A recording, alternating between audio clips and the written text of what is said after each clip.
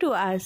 দেখতে দেখতে আমাদের কিন্তু বিয়ের 1 বছর হয়ে গেল, দাম্পত্যের 1 বছর। ভাবলেই অবাক লাগছে এই একটা বছর কিভাবে কেটে গেল।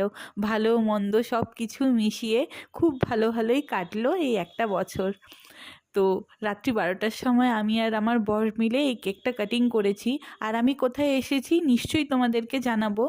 তো আমাদের যেহেতু হানিমুনটা হয়নি, আমরা ভাবলাম যে আমাদের ফার্স্ট অ্যানিভার্সারিতেই আমরা আমাদের হানিমুনটা সেরে ফেলবো। তোমরা সব কিছুই আস্তে আস্তে সবটা জানতে পারবে। অবশ্যই সাথে থেকো আর আমাদের জন্য উইশ করো, আমরা যেন ভালো থাকি। ভীষণ মজা করেছি, কেক কাটিং করেছি।